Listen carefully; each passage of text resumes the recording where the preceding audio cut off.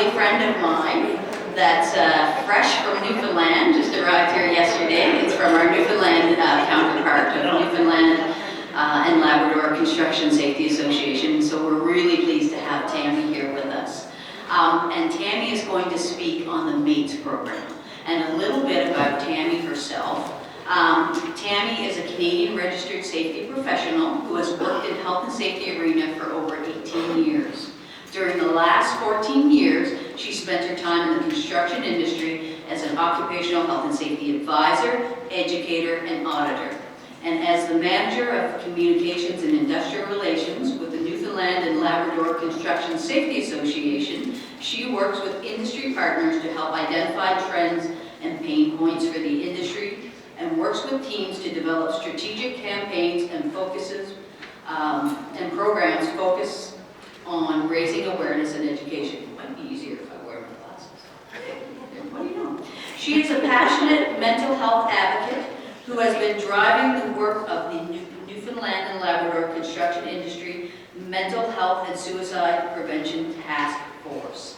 Tammy also sits on the Newfoundland and Labrador Community Mental Health Literacy and Capacity Building Working Group, one of whose aim is to promote the CSA Standards for psychological health and safety in the workplace wellness programs to address compassion, fatigue, stress, caregiver responsibilities, and other mental health issues. Outside her day job, she has been an active volunteer with the Threads of Life organization for the past 13 years and is currently the chair of St. John's Metro Steps for Life Walk. Thank you. And it is with my pleasure that I introduce my friend, Tammy McCabe.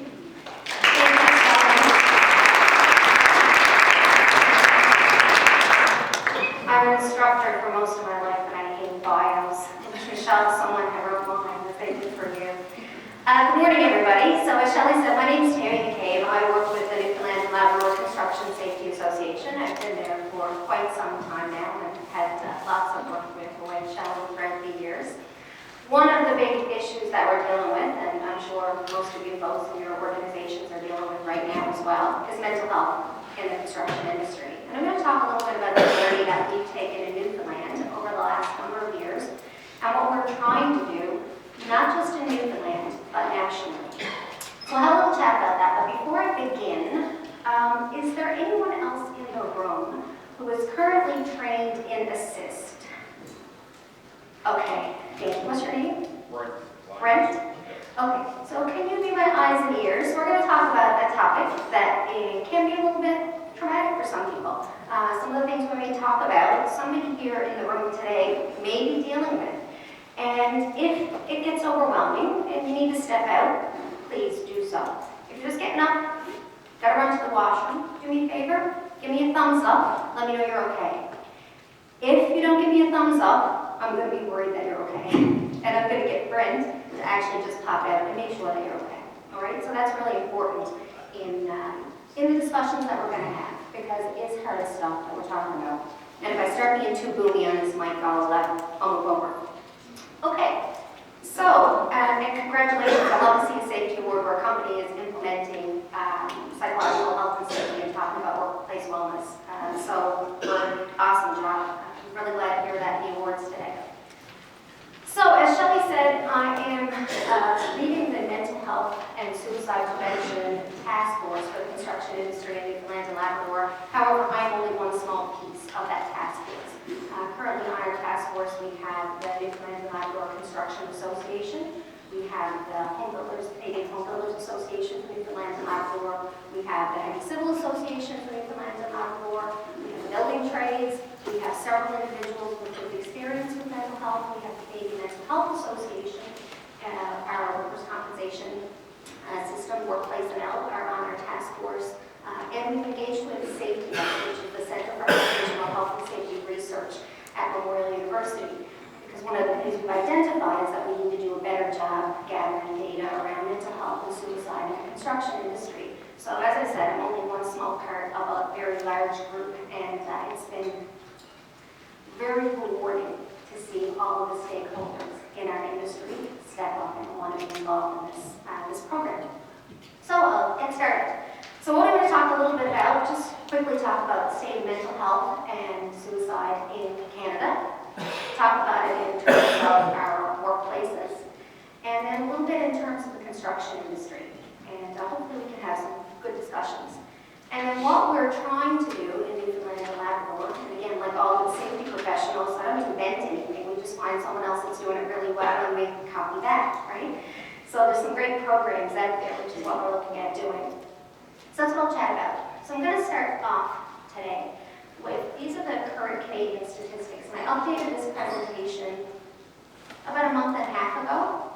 And it was really sad to see that these numbers are still going up instead of down. So every day in Canada, we had 12 people die by suicide. Last year when I updated this presentation, it was 11.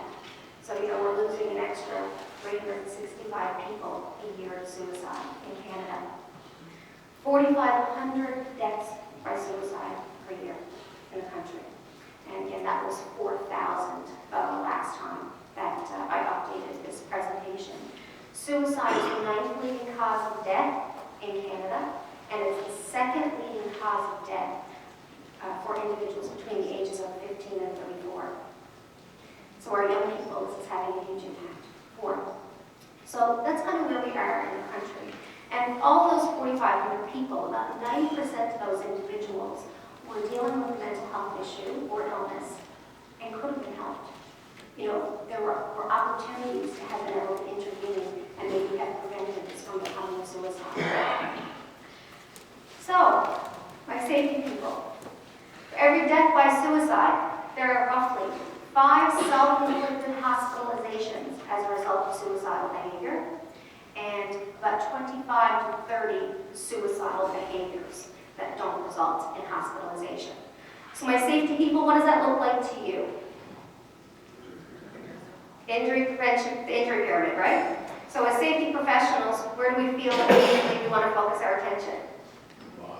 Down at that bottom, right? So we need to start looking at the thoughts and the suicidal ideations down below. I spend a lot of time in classrooms, so I like touching my television. It's down here. So for every one of those suicidal behaviors, you can only imagine the number of people who have thought about suicide. All right, so suicidal ideation. And that's really where we need to start addressing the issue. So with this program, what we're hoping to do is help people access resources before they get to the place where they actually take some action to try to take their own life. Okay? So, a workplace issue. 1 in 5 Canadians experience a mental health problem or illness each year. I think it's probably much greater than that. I think we're probably closer to 1 in 3, but this is the data that we can collect. But not everybody is forthcoming with that kind of information, right? That they're struggling. So I mean, if you look at this room, 20% of this room could be struggling at any given time. 500,000 Canadians miss work every single week due to mental illness. That's roughly the population of Newfoundland. We have about 530,000 people. So every week we have that number of people miss work as a result of mental illness. 70% of Canadians, this was just a recent study done, are concerned about psychological health and safety at their workplace. And in particular, young people, millennials, Gen Z, are looking for workplaces that are going to be supportive of their mental health and their psychological health and safety. People are leaving roles because of mental health and because of not having the supports that they need to accommodate mental health issues. So in an industry that's really struggling for workers, we can't afford to lose anyone, right? We can't afford to not attract them to the industry, and we can't afford to have them leave the industry, this place. So in 2011, this was the larger study that they've done, and as you can imagine, it takes a lot of time to collect data like this. But in 2011, it cost employers more than $6 billion in lost productivity in Canada, mental illness. I think the most recent number is what does it cost the Canadian economy? It's about $50 billion annually. It's costing the Canadian economy, mental illness, mental health issues. And they project that by 2041, it's going to be costing us about $2.3 trillion. So it's too big of an issue for us to actually ignore. It's responsible for about 30% of all of your disability claims that you're seeing, short-term and long-term disability. That's how it's affecting our workplaces. And as I said, we're struggling to attract people into the industry, so there's a much greater issue there as well in terms of employee retention and improvement. Some of the things we know, suicide rates among men are actually 3 times higher than women. These are individuals that die by suicide, okay? So what does that say about our workforce? Are we at a very increased risk just by the demographic of our workforce? I mean, we're a male-dominated industry. So just right off the bat, we're at an increased risk. Oh, how do you do that? Okay. All right. That's all right. We can roll with punches. So, yeah. Oh, where'd we go? I gotta go back then. So, that doesn't mean, however, that women aren't at as significant a risk. Women actually attempt suicide more often than men. However, the means that men choose to take their own lives are typically more lethal than what women choose. And so quite often there's no turning back once a man has made that decision. Right? So it doesn't mean that women are at less risk. It just means that, you know, the choices that men are making are resulting in suicide more often, death by suicide than women. 40 to 60-year-old men die by suicide more than any other group in Canada. So what does that look like in your workplaces? Pretty much that. Right? That's pretty significant. Let's see.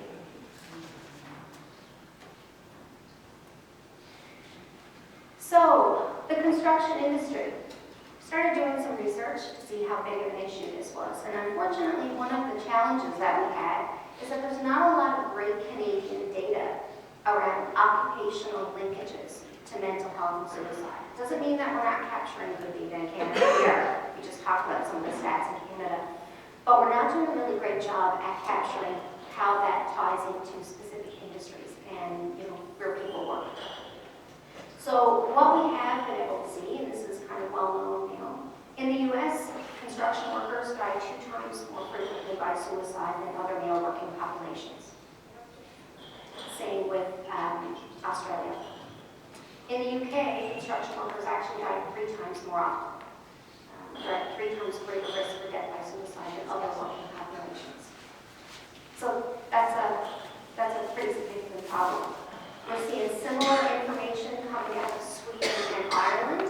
Most recently, they were looking at the numbers in Ireland, and about 50% of all deaths by suicide were individuals working in the construction and production industries. 50% of the deaths by suicide.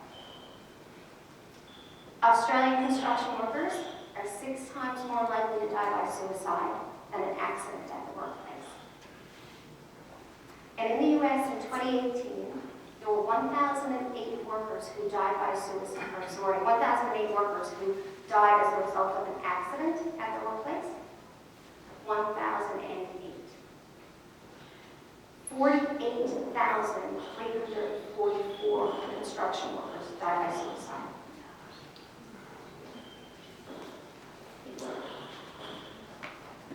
So we spend a lot of time focusing on, and listen, I'm safety professionals, but I've done all my career. We spend a lot of time focusing on changing legislation, doing things to prevent physical injuries at the workplace. You know, we've got a lot of work to do in terms of preventing this kind of injury. And there are implications for workplace health and safety. If you think about, you know, for many of you when you're doing your investigations, how many of you feel when you're doing your investigation, you don't always really get to the root cause of what might have caused an injury? Anybody? Ever wonder psychological health and safety, where someone's mind was when they were actually, how often are they going to tell you? You know what, I left the house this morning, this is what I got going on with my kids, you know, we were up all night, we're at the hospital, I've got an aging parent, you know, we're trying to get into a nursing home. No one's really telling me all that stuff. So I'm sure there's a huge impact to our physical health and safety when we look at psychological health and safety as well.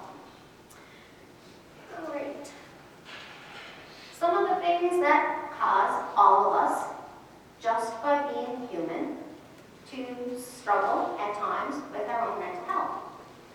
This is no different for any of us in this room. Things like relationship problems. You know, I'm sure I could go around the room and every single person at every single table could tell me someone that they know right now who's struggling with one of these issues. Could be illness, could be their own illness, could be illness of a family member, could be a relationship breakdown, someone's going through divorce, right? One of their kids is sick. Maybe one of their kids is going through a mental health issue, right? They just lost their job. So these are things that we all can experience just by being human, right? So that puts all of us at risk. We're all, all have the potential to be impacted by, or to have our mental health impacted. Not everybody responds the same way though, right? So I will tell you, learn a little bit about me. I have 2 disabled children. I spent the last 22 years with 2 severely disabled children. And I can't tell you the countless hours that I've spent in hospitals dealing with complex medical issues. So you know what? When medical issues get thrown in front of me, I got way too much experience. I got the tools and the skills to deal with those things, right? Whereas someone who has not gone through that might not have the same tools and skills to be able to address it. Me, I've worked my entire career. I've never been laid off other than 2 maternity leaves. I never, ever lost my job.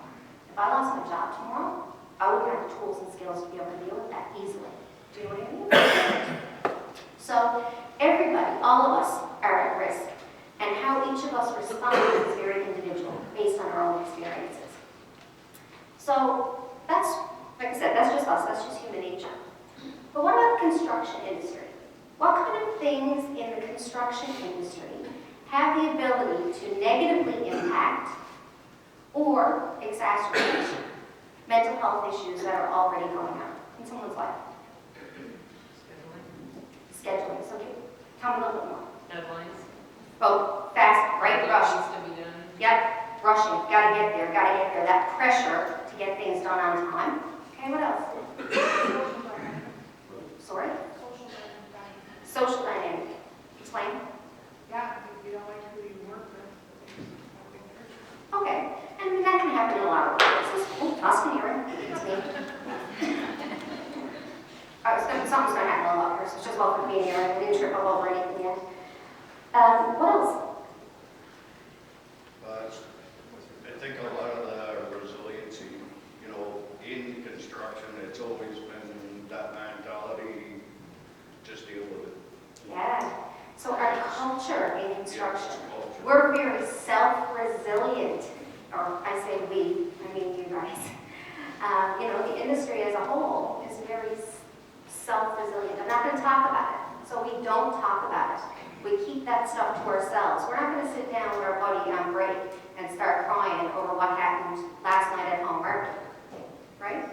So we don't talk about it. We've got that self-resilient approach. What about the way that, we perceive, I guess, if somebody does come forward and say that they're struggling with something, what might they hear from one of their coworkers? Suck it up, right? Yeah. So, that doesn't create a really great culture when it comes to talking about mental health. What about rotational work? Anybody here do rotation? Flying fly out? Flying fly out, or you're away for periods of time from your family? How's that? Brutal. Sucks, doesn't it?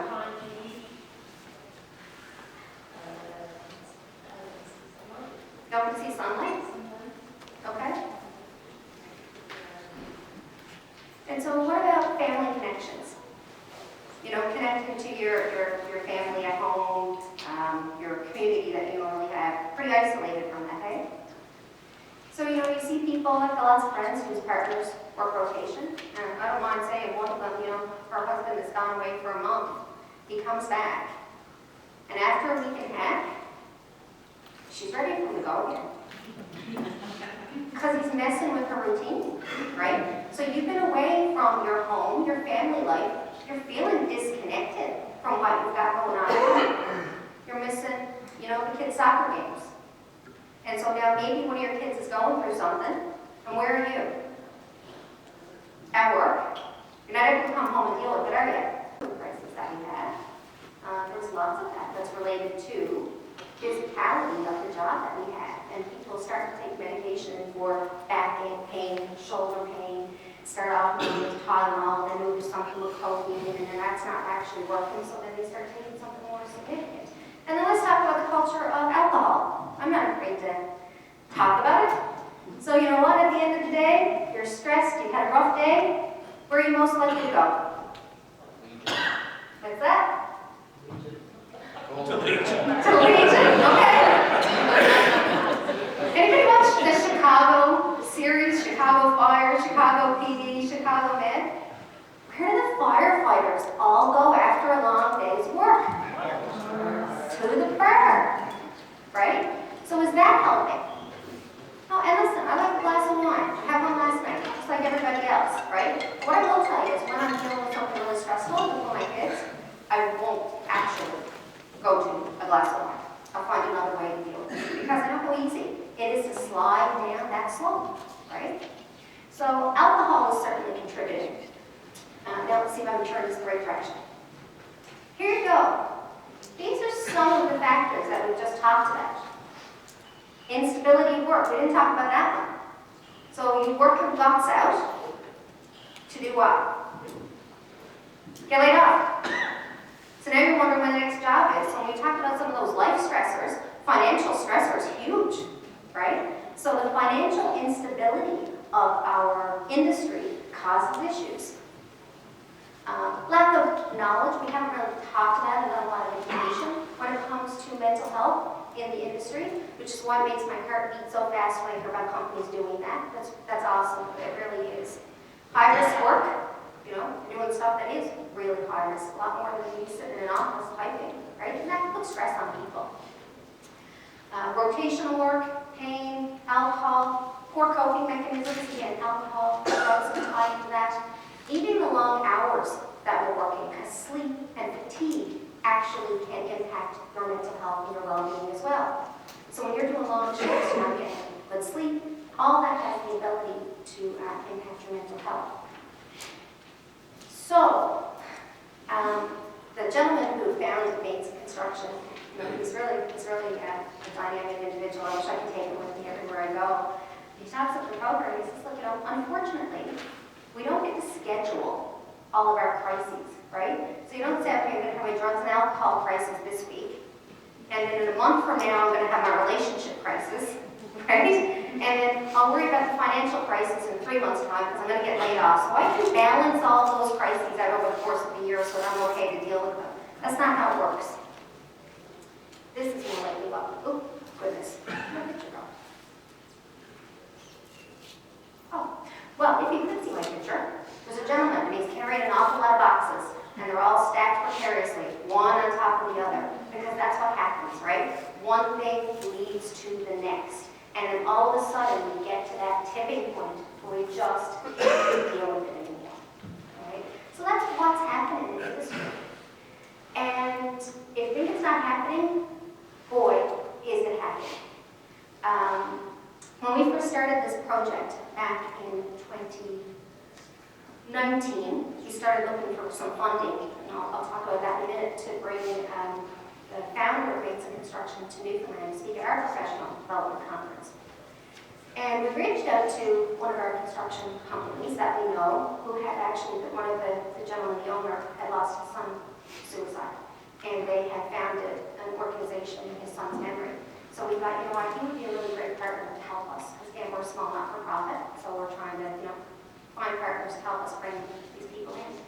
And when I contacted their director of health and safety, actually, to kind of broach the topic with him first, he said, Tammy, you don't need to go any further. So we have one of our larger projects in Newfoundland right now, our attention is offshore work. And he said, Tammy, in the last 6 months, we've lost 3 workers to suicide on our project. And our workers are struggling. Because that's a huge impact at the workplace, right?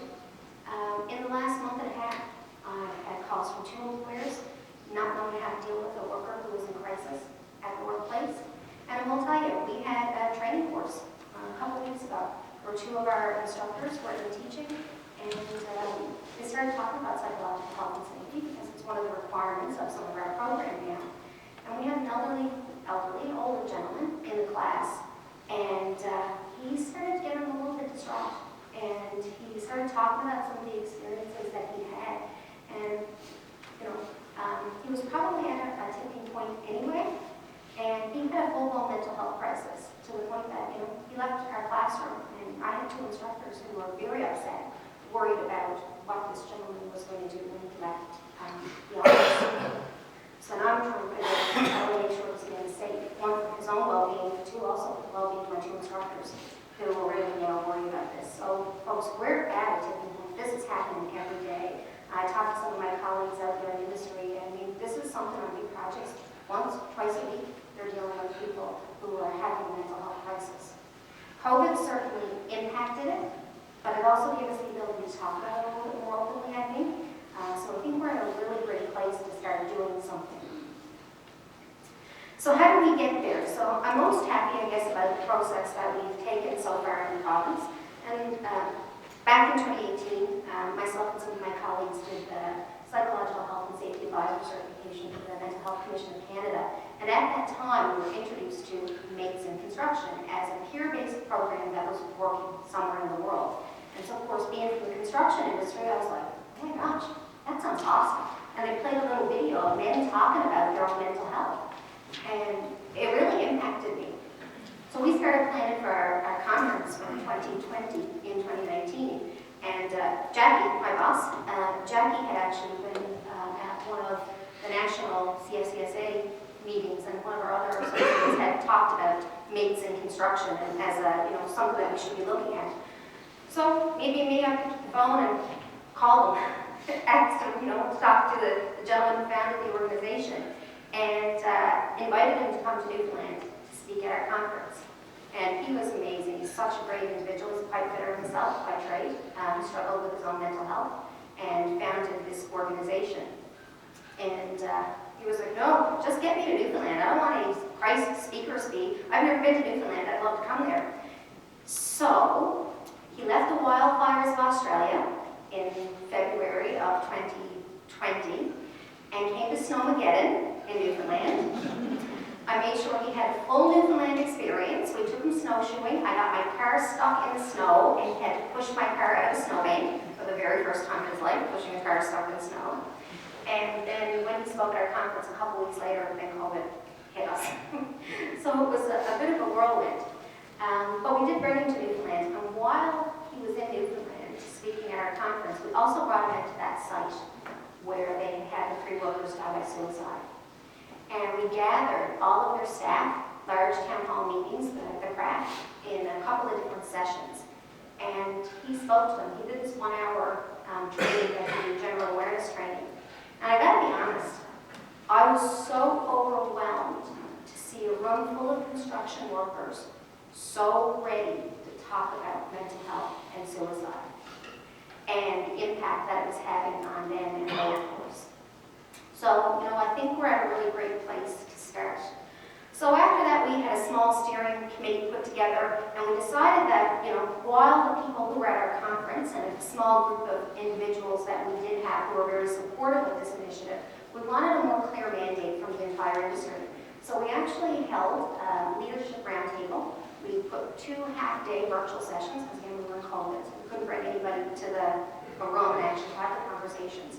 And we had more than 100 senior leadership people from the construction industry attend these roundtables. You good? Okay. We had, senior leadership from the labor unions. We had senior executives from companies, from our workers' compensation system, people who really wanted to talk about it. And after that session, it was very clear to us, and we felt strongly enough that we had a very clear mandate from our industry that we needed to do something.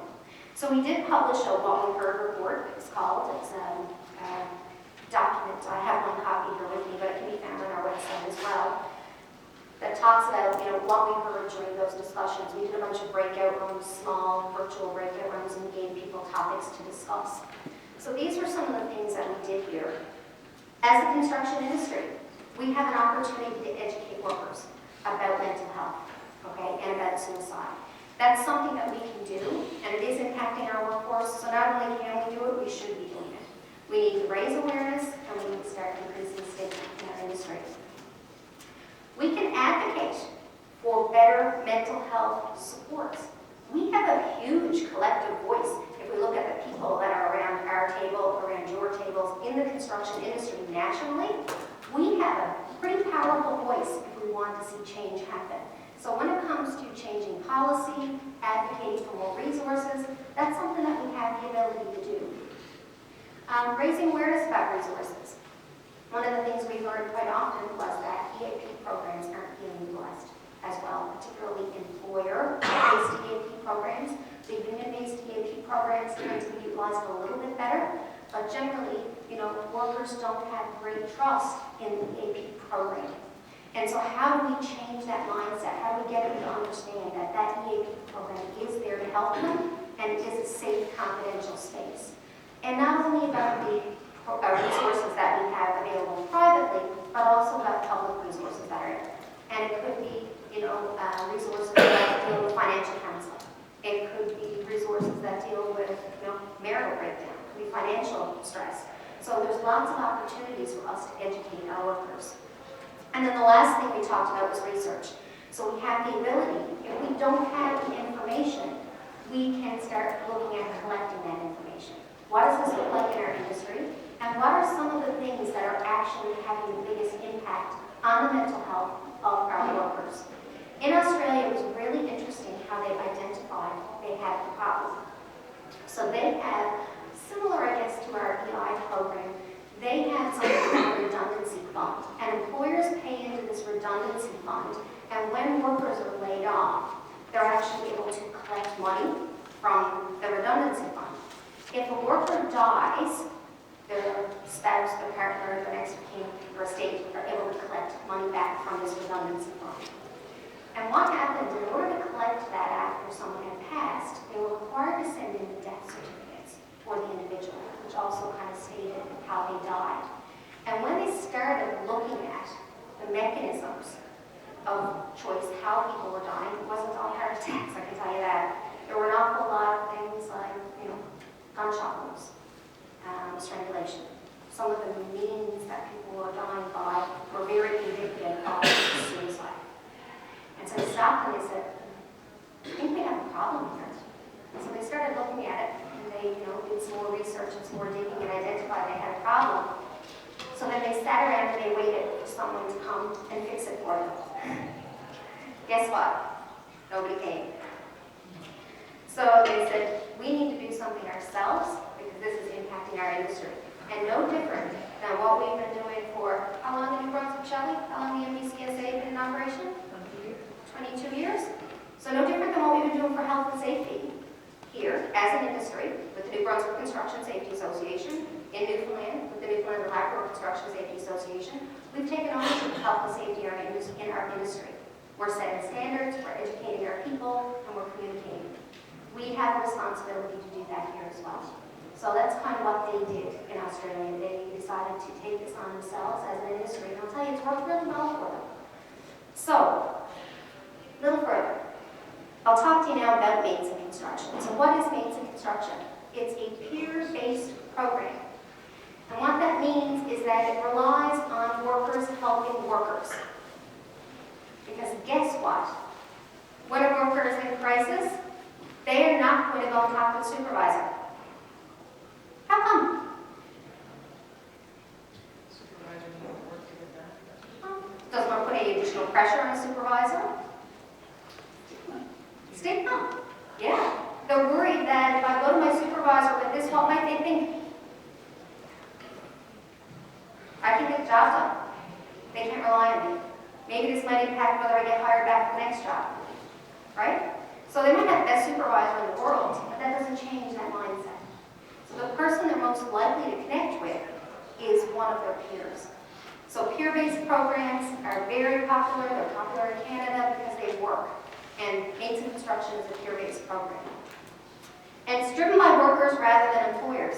So rather than, instead of Newfoundland, I'm sure it's the same here in New Brunswick, because you're Occupational Health and Safety Committee. But who oversees that and makes sure it gets done? Who initiates that training? Where does it begin? The employer, right? The maintenance program works a little different. It actually relies on workers to promote the program. When workers go from site to site, they start having those conversations with project managers and saying, this is something we want to actually do on our project. So workers actually drive the program and have ownership of it. When you have ownership of the program, you're more likely to get buy-in, right, when it's yours. It's industry-based, but workplace-focused, and what that means is that it's the same across the entire industry. It's an industry initiative, but all of the training is delivered at the workplace itself. So they come in, they do training, and it takes place workplace by workplace. So while it's the same program, and it's an industry initiative, it's delivered at individual workplaces. It's independent, just like your NLCSA is. You know, it's a bipartisan group. It's made up of all of the different stakeholders. It's neither employer nor labor driven. It's driven by everybody, all of us working together. And that's an important part of people buying in as well. And it's based on this health offering model. So we've been saying for many years, and it doesn't seem to work really well, if you're struggling, reach out for help. And I don't know, I'm not going to ask anyone here in the room, but if anyone's dealt with their own mental health crisis, I'm going to tell you it's not very easy to do that. So when someone's already under immense stress because of what they may have going on in their personal life, what they may have going on at work, do you think they can think really clearly and critically to get to those supports that are out there that they might need? Absolutely not. It's like a great big thick wall of fog, and you can't see through it. So asking someone to reach out for help, it's not really happening. So what this program does instead is it trains all of the other workers on site to recognize when one of their coworkers is struggling, and to walk through that fog, grab a hold of them and say, hey, what can we do? And that's when they're most likely to get help. And again, it's their peers. And most recently, it's actually been recognized by the World Health Organization what's going to happen in your life today or tomorrow, right? It really could be. And so, how many people, 1 in 20 have suicidal thoughts in their website? How many people does it take to recognize that that one worker is in crisis? Just one, right? So what I'll tell you, Shelley read my bio earlier. What she did not say was mental health expert. I am not a psychologist. I am not a social worker. I said to Gislaine last night, I said, you're probably more qualified to talk about this than I am. She's got a psychology background. But what it means is that you don't need to be to help. You don't need to be to help someone get to those resources. And that's why I'm standing here and why I feel confident to stand in front of you, because I know that. So it only takes one person to recognize that that individual needs help. So if we train all of the other workers on the work site, 1 hour general awareness training, what are some of the issues in our industry, what kinds of things put people at risk, what do you look for? What might you see, what might you hear from one of your coworkers that could indicate they're in stress? And then have a conversation if you're concerned. And basically the role of this person is just to have a conversation. And then to say to the individual, let's go talk to someone else that can help get those resources. Right? Help you. And maybe your conversation with that person, maybe, yeah, I need help right now. And you might be able to sit down and call the 1-800 number, right? But in many cases, the next step of this process is for mates in construction, how it works, is when they do the general orientation with all workers, 1 hour, they deliver it for free on sites. So no purchase orders, nothing like that. Again, show up, give us your workers, they do the training. After that, they ask all of the workers if there's anyone who's interested in doing an additional level of training, who in the mates program they call become a connector. It was actually the electricians that came up with the term connector. So you're going to become a connector. And what your job is going to be is you're going to go do a little bit of additional training. And interestingly enough, Mates in Construction uses a Canadian-based training model. They use the Living Works training out of Calgary, and some of you may have heard of it before. They have a 4-hour what's called Safe Talk training, and they are also the individuals who developed the assist, the suicide intervention applied skills training. So they're using Canadian training. The nice thing about the Living Works training is that it's very skills-based. You sit down and you've got to say the words. You've got to ask someone, are you thinking about suicide? I'm going to tell you what, that's hard to ask someone, right? So it's very skills-based, but we're a skills-based industry, right? So skill-based training for construction workers makes sense. So if they indicate on their little, registration form that they're interested in doing some additional training, they take those workers and they do the 4-hour safe talk training with them, and they become what they call connectors. Again, the safe talk training is delivered free of charge for the employer by mates in construction when they show up on site. And the connector, basically, if a worker comes and says, I'm concerned about Shelley. And, Shelley's going through a bit of a tough time. I'm a little concerned about her. I'm not sure I know how to broach that conversation. Can you help? So the connector might serve that purpose. Or the worker might have the conversation with Shelley and say, okay, well, you know what? Let's go talk to one of the connectors because I know they have access to a lot of the resources and they can help us find what we need. The other nice thing with doing the general awareness training is that it also then tells everybody what we're going to do. So the connectors kind of have a social license to have that conversation with the workers. So if a connector was to have a conversation with a worker, it's not something that would come as unexpected, right? And again, it's one of their peers. So the goal is to have 1 in 20 workers trained as a connector. And they're identified as a connector by hard hat stickers. You do the general awareness training, you get a white hard hat sticker. You do the connector training, you get a green hard hat sticker. And basically what we're trying to do is create a network on the site of safety. And if someone's struggling, how do we get them to the resources that they need? The MATES program is not counselors, they're not psychologists, they're not employee social workers, they don't do counseling. Their goal is to help people get to the resources early so that we don't end up with suicidal behavior or, God forbid, a death by suicide. So that's how it works. And then what they do, I won't go back, is they also have, that's not indicated on this picture, they support the sites as well with ASSIST training. So ASSIST is a 2-day applied suicide intervention skills training, and that is really designed for someone who is in crisis. You get trained to keep that person safe until you can get them immediate help. And that might mean a family member, or it may mean calling a mental health crisis line with a person. But for someone who's trained in ASSIST, they're taught how to develop a keep safe plan. And so we like their first aider on site. If somebody breaks a bone, you're going to look after that person until they're either well enough to hand back to themselves, or you hand them off to someone else who has a higher level of skill. So that's kind of how the network works. So then this is what it looks like. There's our worker. They're struggling. There are all these resources that might be available in the community, but they can't get to them. That space is all that fog that I talked to you about, right? So by doing the general awareness training or the induction training, now all of a sudden we're starting to create a pathway to those resources for the worker. Then our connector training gets them a little bit closer, right? And if someone's in crisis, then this will actually complete that path. So the goal is about creating that safety network on the work site so everybody looks after each other. And if someone's in need, we try to get them the help that they need. And in doing so, we're increasing mental health literacy and awareness, and we're decreasing stigma. So that's been some of the biggest research that they've seen, the biggest impact of the MATES program is the change that's made to the culture in the construction industry, and people being more open to talk about it and have those conversations. Okay? So how does it work? They have field officers. So MATES, as I said, is an independent organization. They have field officers that actually go out and deliver the training on the website. But they also then go out and do site visits. They bring materials out. They set up the workshops. So they keep a connection to the workspace, and they act as a resource for those connectors.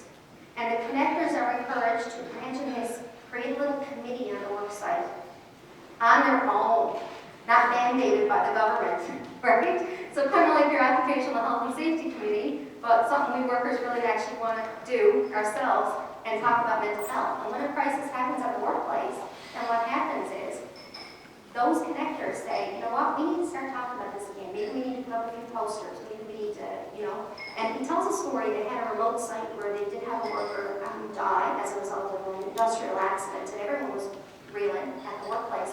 And it was going to take a long time for them to actually get to the workplace to get counseling services up there to help the workers because of the remoteness of it. So the connectors decided what they were going to do. They had a few rooms in the camp where they put signs on the door, and if the sign was on the door, then one of the connectors was in there, if you wanted to come in and have a chat, come in and sit down and have a chat. So they look after their own. So mates also will come in after, something's happened at a workplace, like a workplace accident or suicide, and have those conversations as well. So they're really a resource. They also employ case managers, so they do have a social worker, and the social worker's job basically is following up with people. Again, not to deliver counseling services, but they have a 1-800 number. If someone calls into the 1-800 number and a worker gets referred to a particular resource, case managers actually follow up with that worker and find out how that went. I don't know what your medical system is like right here in New Brunswick, but I can tell you what ours is like in Newfoundland right now. Very few people are getting the resources that we need, and very few people are getting followed up on it. So having someone to check in and say, hey, how did that go? Do you think that went well, or are there other resources that maybe we can help connect you to? It's important. It's huge, right? And then, as I said, they have a 1-800 number that you can call and chat with someone. Again, peer-based construction workers. So Warren likes to say, we're construction workers too. We just do mental health. So again, it's construction workers who are in the field, who've got their own experience, people who know the industry that are delivering the training. So after our, I have no idea what time it is. We're good. I'm doing good? Okay, awesome. After the roundtable that we held, we did establish a task force in the industry, and as I said, we have all of our stakeholders on board. So the mandate we were given was to try to explore implementing a similar program to Mates in Construction for Newfoundland and Labrador. And we've had great help. Norman Pelstrup, the founder and CEO of Mates in Construction, he's been so great. I mean, he's met with our task force. He was in Hawaii doing toolbox talks on a work site one day, and he, 4 o'clock in the morning, zoomed into our task force meeting because we had some questions about how did you guys manage this when you were rolling into the program. So he's been phenomenal. Like I have to be honest with him, a lot of credit. He's been a real great resource for us. We also want to be industry funded and supported, just like your safety associations. Because if it's government funded, one, we're relying on government funding. And that can dry up or change with the drop of a hat, right? The other thing is if it's a government program, it's not our issue anymore. All of a sudden, it's someone else's issue. Well, if this issue, if we have some other responsibility for this in the industry, then we should own it. And we should actually deal with it ourselves. So again, being industry funded and supported. We're looking at engaging in more research, or some research, to look at, again, those factors in construction that are impacting our workers' well-being. But also then, we're planning a training pilot for the first quarter of 2024, and to look at program evaluation. Because again, there's no point rolling out something if we're not going to be able to measure and say, has this had an impact? So again, being evidence-based, data-driven is really, really important to us to see that we're actually having an impact. And then one of my lofty goals is a psychological health and safety standard based on the CSA standard, but for the construction industry. We're very fortunate in Canada that there is a psychological health and safety standard. However, based on my years in the construction industry and my training, I don't think the majority of construction companies are there yet. We've actually got to have some mental health literacy before we can ever get to the place of being able to implement a psychological health and safety standard. And Mates got there as well.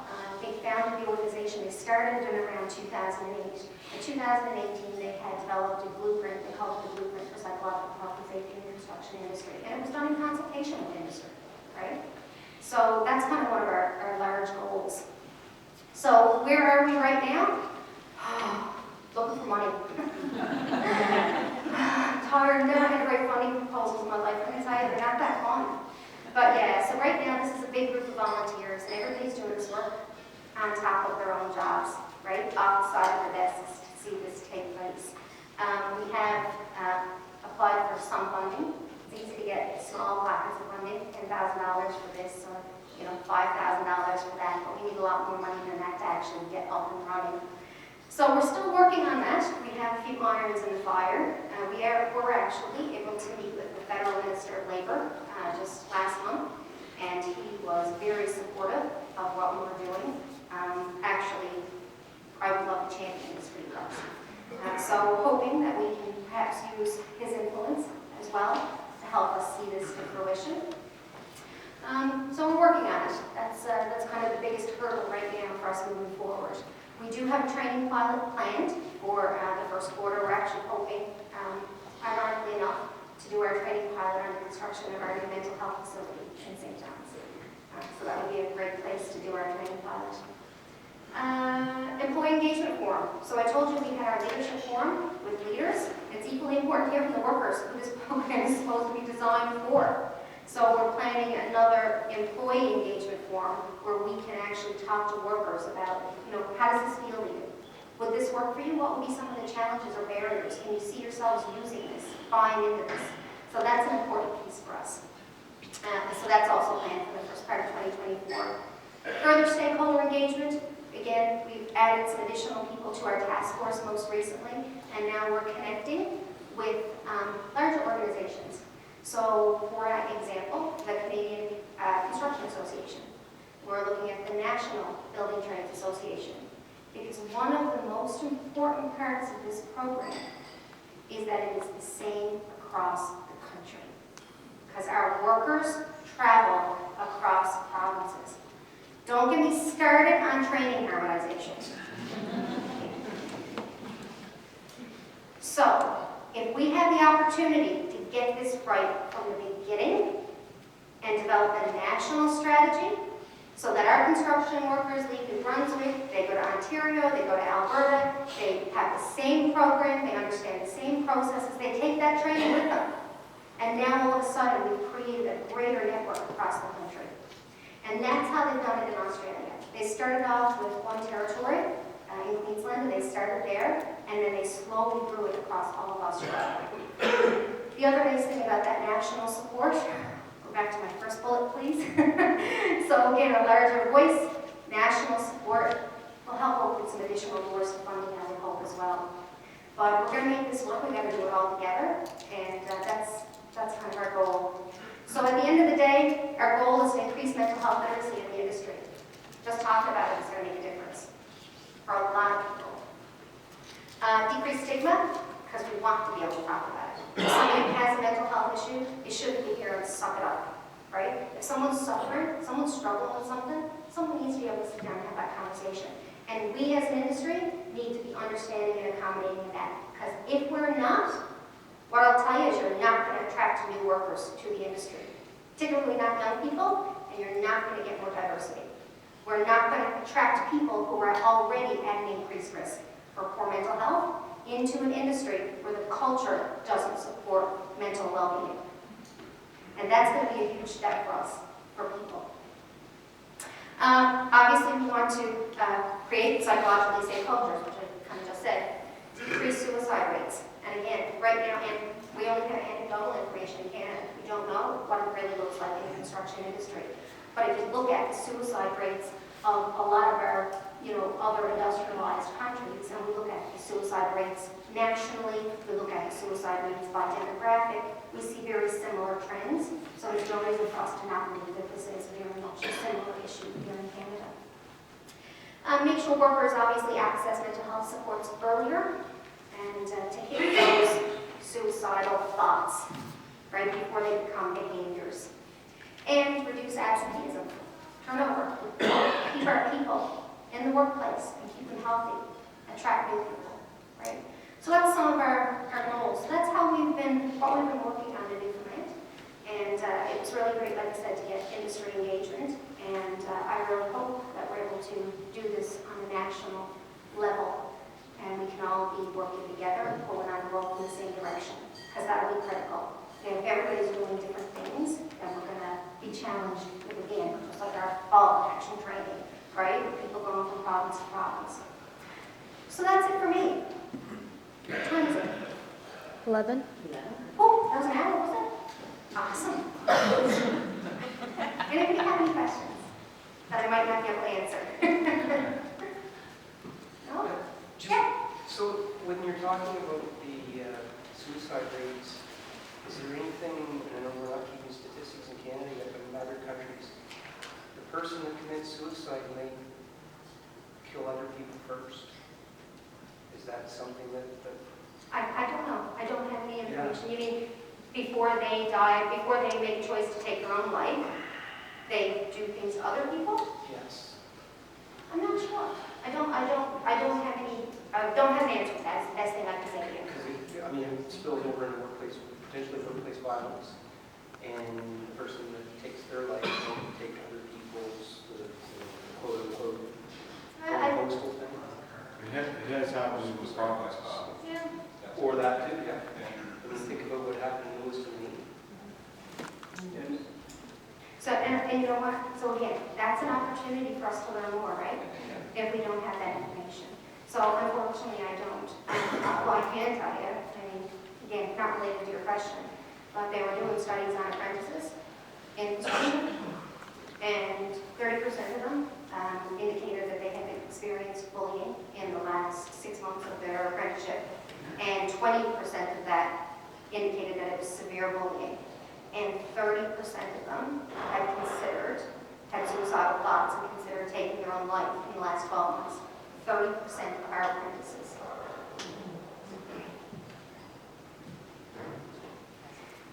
So I apologize, I don't have an answer. But as I said earlier, I'm not an expert. I'm one person trying to kind of make a difference if I can. Anything else that I might not be able to answer? Yes, sir. Do you know if, like, I know a while ago they announced there was supposed to be like a national hotline for people in crisis. That's supposed to be put out by the end of this month. Do you know anything about that, or is that still? You know, I know there's a national suicide prevention strategy that just got maybe about a year and a half ago. And again, I look at the target groups, and construction, they'll fall in there, right?